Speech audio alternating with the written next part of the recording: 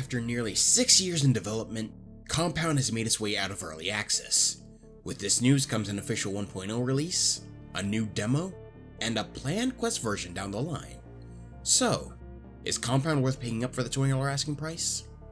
I certainly think so, especially if my 6 hours of playtime with the demo alone is anything to go off by. Though I understand with this being a VR game, the decision can be a little tricky for some, as you can't really play it for yourself if you don't have a VR headset. That's where I come in. I'll be going over what to expect with Compound if it at all piques your interest, as well as give my thoughts after my many hours of playtime with the game.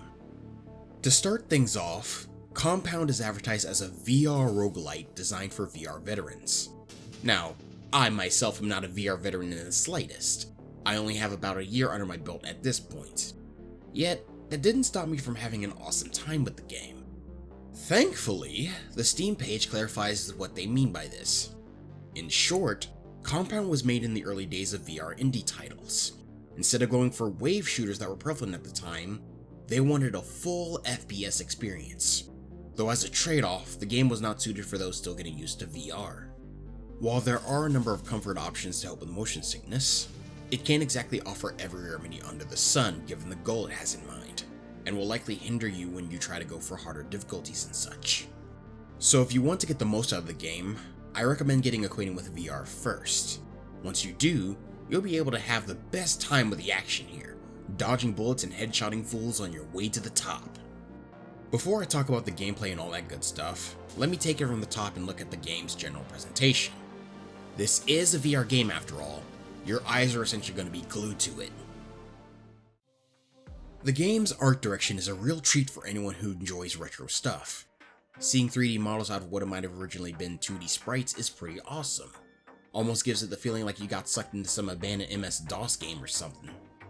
It also adds to a lot of the fun props and other pieces you'll find throughout the game, from the Rebel HQ's various food items you'll see, to posters and billboards found within the stages, giving the game this fun charm of not taking itself seriously. My favorite aspect of the presentation though has to do with the menus and options. The difficulty selector is literally just a bunch of food on a table behind where you spawn. Easy pie, medium rare, hard booze, and even an addition from last year, spicy sauce. You even select these by putting it up to your face to eat or drink it. These foods are also nice enough to respawn if you need to change it again. Is all of this unnecessary? Yes. But boy would I be lying in saying I don't love it. There's plenty more examples I can point to of my favorite aspects of the presentation, such as health items being things like burgers, hot dogs, and even soda. However, we should probably move on before I gush any longer. I guess while we're here, I should mention there are various graphical settings you can toggle. You have adaptive quality, max quality level, and even multi-sample anti-aliasing. I mostly leave these off since I want all the frames, and I never really worry about the small stuff. If you have a beefier PC than me, definitely give it a go and see if you like it. Outside of graphical settings, we have a few cosmetic ones to look at as well, such as changing the needles from mutators to party poppers or removing blood and death, making all soldiers and living creatures pretty much fall asleep and snore heavily. It's honestly pretty funny in my opinion. My only real nitpick, if you can even call it that, is the setting not applying for the player. Would have been cool changing the "you are dead" into a "game over." Or even changing the red damage effect to green.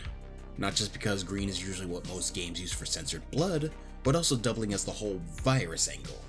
Unless of course MCORP prefers to dye their virus yellow. Again, just me being nitpicky, seeing as there's barely anything I can really complain about here, and the complaints I initially had were demo specific. The last piece that brings the presentation together is the music. It would be a crime to go without mentioning it really since it's so awesome, and there are a number of tracks that I feel help carry the area you're in. Here, have a listen for yourself.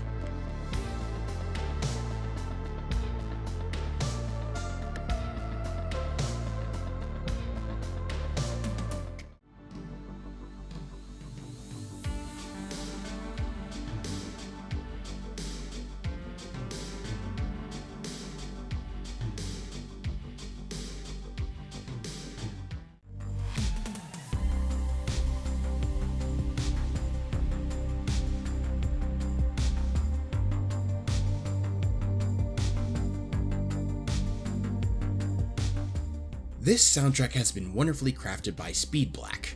You can buy the music on their Bandcamp, which is on the Steam page, but I have graciously left in the description below if you're interested. With that last bit out of the way, it's time we looked at the main event, the gameplay. The general gameplay for Compound is pretty straightforward. Clear the current floor of all the enemies without dying to move on. Get to the top of the tower and defeat the boss to earn yourself an ending. Or loop around to the first floor and play through everything again, but harder. Pretty simple in theory, but of course this is a tough as nails game for a reason. Death will come at you quick, and it'll come at you fast if you're unprepared. You'll need to make a lot of tough decisions and use your reflexes if you want to win. Weapon choice, enemy variety, rush in or take it slow, and all that good stuff to consider.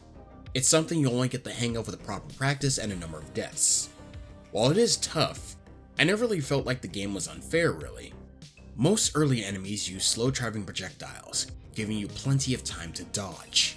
They also tend to make noise when nearby or alerted, which makes them easy to look for. And if that wasn't enough, many enemies have some sort of exploitable weakness. Soldiers lead their shots, but occasionally have to reload. Blue and pink drones are usually difficult to hit, but are destroyed in one hit to anything. And even the green explosive drones can be tricked into exploding without hurting you. Yes, you will die a few times to a new enemy, but practice makes perfect at the end of the day. It's one of the reasons I quite like the many additions to help hone your skills.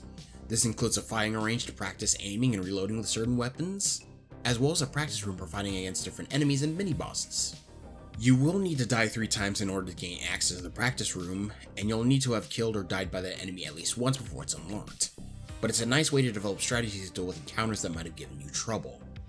And let me tell you, nothing is more satisfying than mastering one enemy that initially gave you trouble, going from panic whenever you see them, to calmly dispatching them. At least most of the time.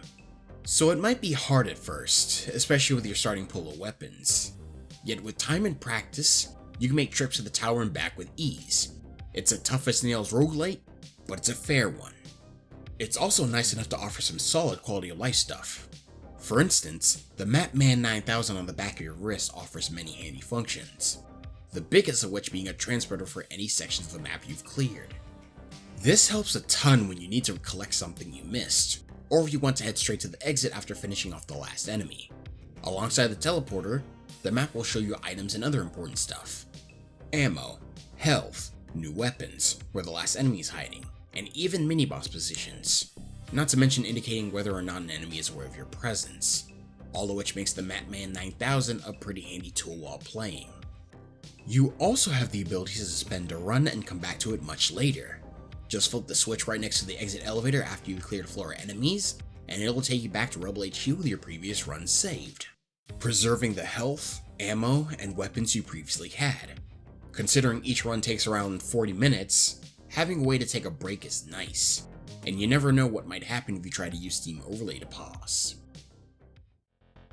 Now, it isn't a VR shooter without some awesome guns to shoot with. Luckily, Compound has you covered when it comes to weapon variety, carrying 15 main weapons alongside 2 super weapons. You'll usually start each run rocking one of the various emergency pistols found on every level. They don't require ammo to use, but can either overheat or require a recharge after a few shots, making them unreliable against a crowd of enemies or high defensive encounters. Of course, this game is more than just about pistols. As you go through the game, you'll find and unlock loads of other weapons to use, with each one utilizing different bullet properties, clip sizes, reloads, and much more. These weapons are also color-coded between pink, red, orange, and green. This is mostly done for the ammo system the game utilizes, which is all color-based, with the biggest exception of course being blue, because pistols. Sure, the ammo designs look different between each weapon when reloading, yet all the game really cares about is if you have ammo of that color in reserve. So yes, an assault rifle magazine is essentially the same as an SMG clip ammo-wise, at least when it comes to pulling ammo from reserve. This system also means you can tell what ammo the weapon requires at a glance, taking a bit of stress off of ammo management and making you consider what weapons you should carry. After all, you can only carry 3 weapons at any given time, 1 in each hand and 1 in reserve. And even then, There is a catch with trying to dual wield weapons. You can only reload a weapon by using an empty hand to insert the ammo into the gun. This means while you can pretty much dual wield any weapon you want, you will eventually need to put away one of them so you can actually reload it. That isn't to say carrying more than 3 weapons is outright discouraged. You can perform some very clever tricks to make it work in your favor, and it's all thanks to how the game handles reload interactions. Every colored weapon, except the blue weapons, uses a unique style of reload. These reloads are just the right balance of not too complex, but not too arcadey. Just place the ammo in the indicated area and you're good to go in most cases. With enough practice, you can even find yourself reloading in the middle of combat, utilizing tricks such as flicking break action weapons to save on button presses, which you'll certainly need for the more chaotic encounters and scenarios. Do remember that it is possible to waste ammo if you try to reload too early with some weapons, so only reload when you're absolutely empty or can waste a few shells. It's thanks to the system of ammo and reloads I can safely say the gunplay here is my favorite. The weapon selection is also really unique as well. While all 5 weapon types have 3 tiers to them, not all of them are considered upgrades really. Like how the pink tier 2 is an assault rifle with 30 shots and less spread, at the cost of DPS, while the tier 3 is a powerful 6-shot revolver that hits hard, but requires a lot of accuracy. Meaning, there's not exactly a perfect weapon to use, just a perfect weapon for the situation. And because this is a roguelite where maps, enemies, and weapon spawns are randomized, you'll have to make the most out of whatever weapon you happen to get. Thanks to the simple control scheme, Compound translates really well to other controllers, from the Valve Index Knuckles, the Vive Wands, and yes, even Windows Mixed Reality, all of which can handle the 6 necessary actions of the game without much trouble. At least I think so. I play mostly on Quest 2 controllers. At the very least, if you're not a fan of the default button choice, or using an unsupported control scheme, you can always configure them through Steam VR as needed. For the camera, you'll find options such as choosing which stick controls the camera rotation, as well as whether you have to tap or hold to rotate the camera. Yes, I know it's turning, but camera sounds cooler, you know? One setting I recommend if you intend to play with a 180 focus is the front-facing camera. It'll place a red arrow that indicates the forward direction of the user's play space, which is always handy to help reorient yourself and figure out where you're facing. You'll even find some solid movement settings too, such as controlling whether the movement is based on headset or control direction, and of course, teleport locomotion, with it either being a dash or an instant teleport. Fixed movement speed will ensure you move at the same speed regardless of how far the stick is pushed, while movement smoothing will gradually bring you to your max speed whenever you run. I, of course, leave movement smoothing off and fixed movement on for proper bullet strafing, but don't be afraid to try them out to get a proper feel for it. The last set of options to mention are the game-specific ones. I've already touched on a few of them earlier like no gore and death or remove needles, but I really want to mention weapon drops and gun hover. You can choose to force guns to drop from your hand with either a single press or a double press of the grip. I keep it on single just to be able to drop weapons when needed, though if you wish to use double, you can also change how fast you have to do it. As for gun hover, it allows guns to hover whenever you let them go. As awesome as it would be to do some juggling shenanigans like most other people do, I kinda wanna save my energy beating corners rather than bending down for dropped guns. It's also difficult to try and do gun juggling when you have to let go by pressing the button, rather than merely letting go as you would with other objects in the game. Thankfully, this setting is on by default if you're worried about that. If you're ever bored with the base game, or need some more spice in your life, the game comes with a wonderful variety of game modifications known as Mutators. Needles, or party poppers, which affect the general gameplay. These changes range from everyone dies in one hit, including you, weapons auto-reload at the cost of not being able to reload them yourself, or even making it to where enemies always drop guns, but no ammo spawns. My favorite ones though are certainly Old School and Compound Bow. Old School aims to turn the game into a fast-paced classic shooter. You can store up to 16 weapons at once and select them freely from a menu. 16 slots! That's enough slots to fit every single unlockable weapon in the game for later use. Enemies are also much more abundant on each floor and their bullets fire much faster. To compensate for the increase in enemy count and bullet speed, player speed is also increased, alongside one additional health point. There's even more ammo on each floor, which will magnetize towards you when nearby. giving you a lot of freedom on how you want to go about using each weapon, and definitely adds to the boomer shooter nickname the Mutator has. My favorite Mutator though is Compound Bow. All weapons and ammo are removed from the spawn pool. Instead, you'll find the Compound Bow waiting for you when you spawn. This bad boy has infinite arrows which all have to be aimed like an actual bow. Thankfully, you don't have to actually reach for a quiver or something every time you let an arrow loose. Just keep firing arrows at whatever you want until it dies. Or falls unconscious, your choice. Most of these mutators will need to be unlocked through general gameplay.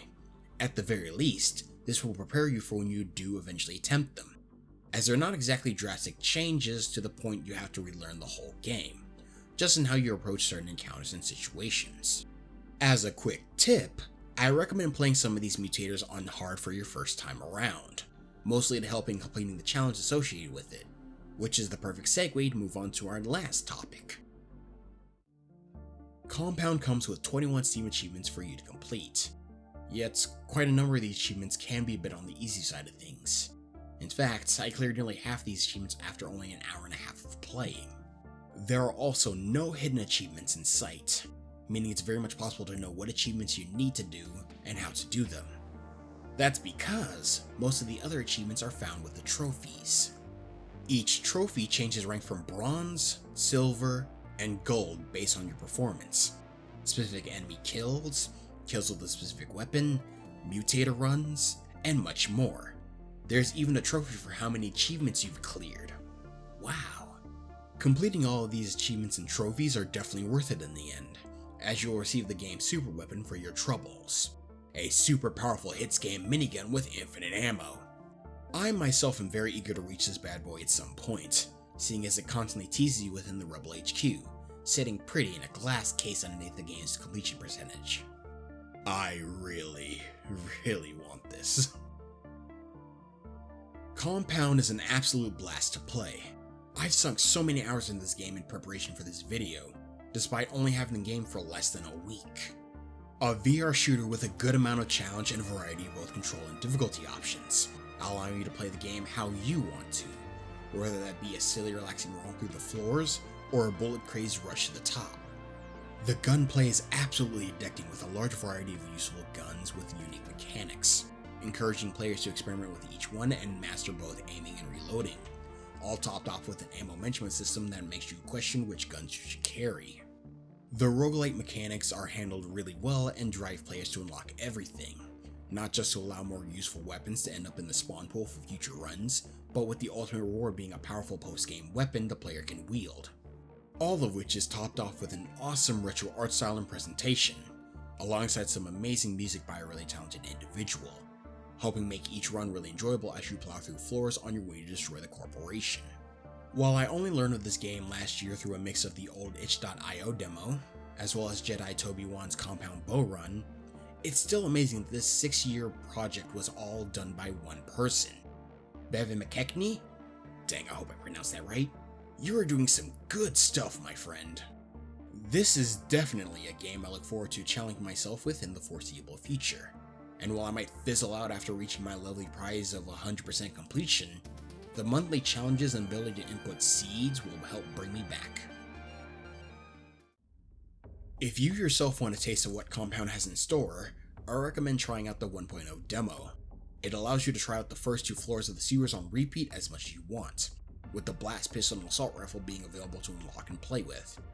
You can even try out mutators like Old School or People Populator here.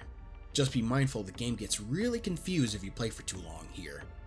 Oh, and the sewer rat is not highlighted on the map main 9000, so have fun. If you liked this video, please be sure to like and subscribe.